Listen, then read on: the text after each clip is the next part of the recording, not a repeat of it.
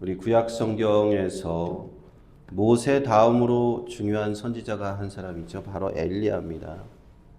그래서 변화산에서 예수님과 만났던 두 명의 사람은 바로 모세와 엘리야였던 것을 우리는 기억을 하죠.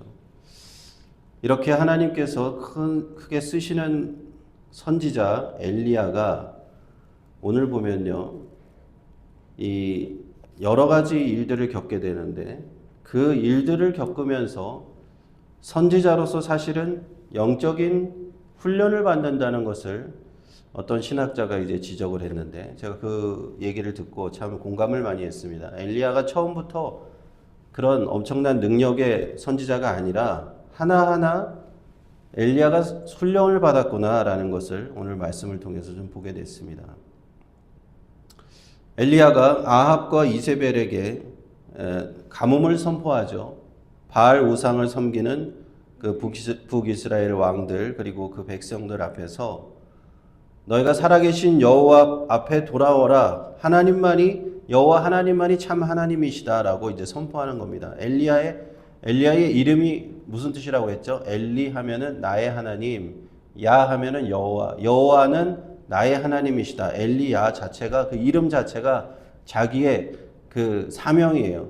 하나님 여호와 하나님만 나의 하나님이시다라는 걸 이제 선포하기 위해서 우상들과 싸우는데 그 엘리야가 엄청난 이 선지자로서의 능력을 선포하기 전에 이러한 그 영적인 훈련이 있었던 겁니다. 가뭄을 선포하고 나서 가뭄이 들어서 이제 마실 물도 없게 되니까 하나님께서 그에게 처음으로 보내신 곳은 요단 근처 그릿 시냇가로 보내셨어요.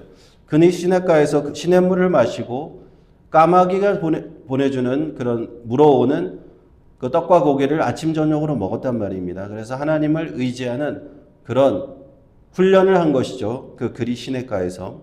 근데 오늘 말씀에 한 단계 더 어려운 훈련의 단계로 하나님께서 이 엘리야를 몰아내시는 겁니다. 그릿 시냇가가 이제 가뭄으로 인해서 말라버렸을 때 하나님께서는 어디로 가라고 하셨느냐 보니까 9절에 보시면은 시돈에 속한 사르밧으로 가라. 그래서 과부에게서 공급을 받으라 이렇게 말씀을 하십니다. 근데 이 시돈과 사르밧이 중요한 위치인데 왜냐하면 이 사르밧이 어디냐면요. 바알 신앙, 엘리야가 지금 싸우고 있는 바알 신앙의 가장 핵심 지역이에요. 그 바알 신앙의 그 페니키아라고 하는데 오늘날은 레바논 지역입니다. 그 레바논 지역에서 당시의 바알 신앙의 가장 핵심적인 지역, 그 우상의 중심지로 들어가라는 거예요. 그 중심지로 들어가면 한 과부가 거기 있을 것이고 너를 먹일 것이다. 이 시돈 사르밧은 아합의 부인 이세벨의 고향이기도 해요. 거기에서 바알 섬기는 그 여인을 데려다가 그 아내를 맞은 것이 아합 왕이었단 말이에요. 그래서 하나님께서는 이 엘리야를 그 가장 그 바알 우상이 숭배되는 가장 그 중심지로 보내시는 겁니다. 그곳에서 하나님을 한번 체험해봐라. 여호와 하나님이 그 바알이 섬겨지는 가장 중심지에 가면 하나님이 뭐 힘을 못 쓸까? 그런 생각을 할 수도 있잖아요. 혹시라도. 그렇지 않다는 거예요. 너가 한 중심지로 들어가 보라는 거죠. 우리가 어떤 국가에 들어가서 선교사들이 선교를 할 때 여기는 불교의 가장 중심지입니다. 여기는 99%의 인구가 불교예요. 여기는 99%가 이슬람교예요. 얼마나 힘들겠습니까? 아무도 안 믿고 있으면 상관이 없지만 아무 신도 안 믿고 있으면 상관없지만 그렇게 힘든 지역에 들어가서 선교하는 그런 선교사와 비슷한 것이죠. 그곳에 들어가서 이제 사르밧 과부를 만나는데 사르밧 성문에 이를 때 과부를 만나고 나에게 조금 물 좀 마시게 해달라라고 얘기하면서 물을 가지러 갈 때 내 손에 떡 한 조각을 가지고 내게 가져오라고 얘기합니다. 그때 사르밧 과부가 하는 얘기가 놀라운 얘기를 하는데 당신의 하나님 여호와의 사심을 가리켜 맹세한다 그랬습니다. 17장 12절에 보면은 그 사르밧에 있던 여인이 하나님 여호와의 이름을 아는 거예요. 그래서 그 여인에게 보내신 겁니다. 그 과부 여인에게 보내신 것은 우연이 아니라 그가 그 우상이 가득한 지역에 하나님을 섬기고 있는 여인이었다는 거예요. 그런데 먹을 것이 없어서 지금 나뭇가지를 짓고 있는데 그것으로 마지막 불을 떼서 조금 남은 가루와 그 기름으로 떡을 해먹고 죽으려고, 자기 아들하고 죽으려고 그러고 있었다는 겁니다. 하나님께서 이 여인에게 엘리야를 보내신 것은 엘리야도 살리려 하신 것이지만 이 여인도 살리게 하시려는 것을 우리는 볼 수가 있는 거예요. 하나님을 알고 있는 여인이요. 그러자 엘리야가 얘기하죠. 두려워 말고 가서 나를 위하여 작은 떡 하나를 내게로 가져오고 그 다음에 만들어 먹어라. 이렇게 얘기합니다. 그 순서가 중요합니다. 하나님의 종에게, 선지자에게 작은 떡이라도 먼저 드려라. 이것은 선지자에게 드렸다기보다는 하나님 앞에 먼저 드려라 하는 겁니다. 하나님 앞에 먼저 드렸을 때 오병이어의 기적이 나타나는 겁니다. 오병이어가 있을 때 아이가 예수님 앞에 드렸을 때 그것이 기적이 나타나는 것처럼 하나님 앞에 조금이라도 드려봐라. 그러면 하나님께서 어떻게 역사하실지 이렇게 말씀하셨다. 이스라엘 하나님 여호와의 말씀이 나 여호와가 비를 지면에 내리는 날까지 그 통에 가루가 닿지 않을 것이고 그 병의 기름은 없어지지 않을 것이다. 그 여인은 엘리야의 말에 순종합니다. 그리고 정말로 그러한 기적을 체험하게 되었어요. 이제 선지자 엘리야는 이 바알 숭배의 본거지 시돈 땅 사르밧 지역에서 하나님께서 이곳에서도 역사하시는구나, 여호와 하나님은 살아계시는구나, 이 바알 숭배의 본거지에서도 하나님은 역사하시는구나를 똑똑히 체험을 했습니다. 정말 하나님은 살아계시는구나. 엘리야도 그렇고 사르밧 과부와 그 아들조차도 그 하나님의 공급하심을 따라서 그 가뭄의 때, 그 기근의 때를 살 수가 있었습니다. 근데 여기서 훈련은 끝나지 않아요. 한 단계 더 나아갑니다. 어느 날 사르밧 과부의 아들이 병들어서 죽었다 하는 겁니다. 그 여인은 엘리야를 원망하면서 이렇게 얘기하죠. 하나님의 사람이여, 당신이 나와 더불어 무슨 상관이 있기로 내 죄를 생각나게 하고 내 아들을 죽게 하려고 여기 오셨습니까? 분명히 얼마 전까지 그 병에 기름이 닿지 않고 통에 가루가 떨어지지 않는 기적을 체험했어요. 그런데 아들이 그냥 죽고 말았어요. 병들어서. 이제는 그 기적도 다 생각이 나지 않는 거예요. 이 여인은 아들이 죽은 것만 더 큰일이죠.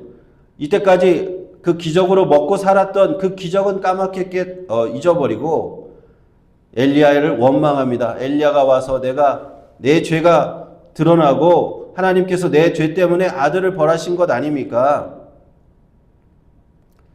우리는 이 여인의 그 어떤 마음을 어느 정도 공감할 수 있어요.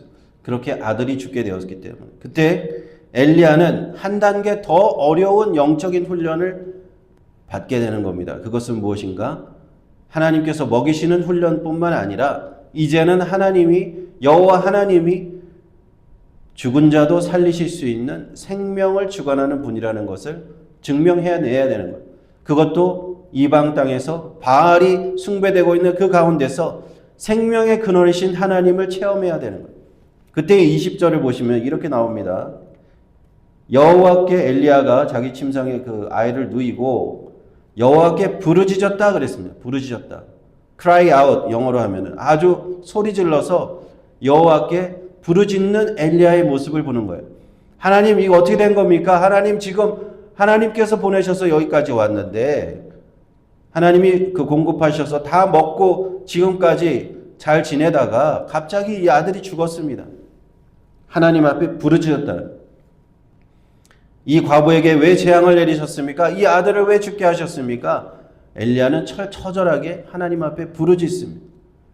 그렇게 갈급하게 엘리야도 그 영적인 사람 선지자 엘리야도 갈급하게 하나님 앞에 부르짖게 하시는 거예요. 그리고 3번 몸을 펴서 엎드리고 몸을 펴서 엎드리는 그 아이에게 엎드리는 것은 엘리야의 생명을 아이에게 전달되도록 한 의식의 하나로 이제 보고 있습니다. 그리고 엘리야가 기도하죠. 원하건대 이 아이의 혼으로 그의 몸에 들어오게 하여 주옵소서. 그러자 여호와 하나님께서 그 기도에 응답하시고 그 아이를 다시 살아나게 하셨습니다. 그리고 아이를 어머니한테 전달해 주자 24절이 중요합니다. 내가 이제야, 어머니가 얘기하죠. 내가 이제야 당신은 하나님의 사람이시요 당신의 입에 있는 여호와의 말씀이 진실한 줄 아노라. 여기서 보면요, 이 여인의 표현이지만, 여인의 고백이지만 이제 엘리야가 이 영적인 테스트를 다 통과했다는 느낌이 드는 거예요. 하나님께서 그리 시냇가에서 시돈 사르밧에서 먹게 하시고 이 아이를 살리게 하시니까 이제 엘리야가 준비되었구나. 하나님의 사람으로서 누가 봐도, 사르밧 과부의 눈으로 보아도 엘리야는 참된 하나님의 선지자로 준비가 된 겁니다. 이제는 엘리야에게 어떠한 일이 닥쳐도 그는 하나님의 그 영적인 전투를 할 준비가 되어 있는 겁니다. 영적인 훈련이 다 끝났다라고 볼 수 있습니다. 하나님의 사람 엘리야는 이 본격적인 바알 우상과 그의 추종 세력과 대결하기에 앞서서 이러한 세 가지 영적 훈련을 받게 되었다. 처음에는 쉬운 훈련이었어. 그냥 까마귀를 통해서 먹기만 하면 돼. 그리 시냇가에 숨어 있기만 하면 돼. 그런데 적진으로 들어가서 이제는 시돈 사르밧 바알 우상의 본거지에 들어가서 거기서 하나님을 체험해야 되고, 또 하나님의 그 살리시는, 죽은 자를 살리시는, 죽은 자도 부활하게 하시는 부활하시는 하나님을 체험해야 됐다 하는 겁니다. 이러한 영적 훈련을 통해서 엘리야는 참으로 준비된 선지자가 될 수 있었습니다. 하나님의 능력을 더욱더 깊이 체험하는 영적인 그런 능력 체험하게 됐다는 겁니다. 이렇게 준비되었던 겁니다. 하나님께서는요, 이처럼 하나님의 사람들을 세우실 때 단계별로 준비를 시키십니다. 처음부터 어려운 미션을 주지 않으세요. 처음에는 작은 훈련을 주십니다. 이렇게 기도 훈련도 하게 하시고 여러 훈련도 하시고. 그러나 하나님께서 어느 순간 우리한테 좀 큰 미션을 주실 수도 있어요. 엘리야가 20절에서 여호와께 부르짖었다 그랬잖아요. 여호와께 부르짖을 수밖에 없는, 부르짖는다는 것은 무슨 뜻입니까? 그만큼 지금 다급하다는 거죠. 내가 부르짖고 기도하지 않고는 안 되는 그런 상황에 하나님께서 놓이게 하실 수 있습니다. 그것은 우리가 거기서 그냥 쓰러지라고 하시는 게 아니라 나의 영적인 레벨을 한 단계 더 올리라고 하시는 거예요. 하나님과 조금 더 가까이, 하나님의 그 영적인 그런 경험을 하라는 겁니다. 하나님을 체험하라는 겁니다. 하나님의 능력을 체험하라는 겁니다. 죽은 자를 살리시는 하나님을 체험하라는 겁니다. 이처럼 우리 예수 믿는 하나님의 자녀들은 하나님께서 이렇게 영적으로 훈련하십니다. 우리는 이렇게 작은 일부터 믿음으로 순종하고 극복해 나가고 이걸 이겨나가면요, 우리가 더욱더 영적으로 거장들이 되어갈 수 있는 거예요. 엘리야가 성장했듯이 엘리야도 나중에 바알 선지자 450명과 대결하기 위해서 이러한 영적인 훈련 과정이 필요했다 하는 겁니다. 그러므로 저와 여러분도 어떠한 조그마한 시험거리가 오더라도 그것을 붙잡고 한번 기도해 봅시다. 기도해서 하나님께서 이것을 통해서 나에게 무엇을 보여주시는가, 나를 어떻게 영적으로 훈련하시는가, 이것을 우리가 체험하실 수 있기를 바랍니다. 이러한 영적인 체험을 하시게 되면 이제는 어떠한 어려운 일이 와도 우리가 능히 거기에서 영적인 힘을 받고 승리할 수 있는 줄로 믿습니다. 기도하겠습니다. 하나님 은혜를 감사합니다. 말씀 가운데 우리에게 깨달음 주시니 감사합니다.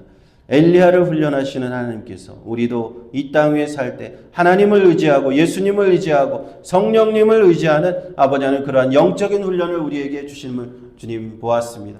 하나님, 이 훈련에서 우리가 주님을 더욱더 의지하는 훈련받게 하시고 주님께서 우리를 공급하시고 먹이시고 까마귀를 통해서 아버지 하나님 시돈 사르밧 과부를 통해서 먹이시는 기적을 통해서 우리를 먹이시고 입히시는 것을 체험하고 영적인 더욱더 깊은 단계에 들어가서 우리가 하나님 앞에 아버지 영적인 훈련을 받는, 우리가 그것을 훈련을 능히 극복하는 우리 모두가 되게 도와주옵소서. 예수님의 이름으로 기도합니다. 아멘.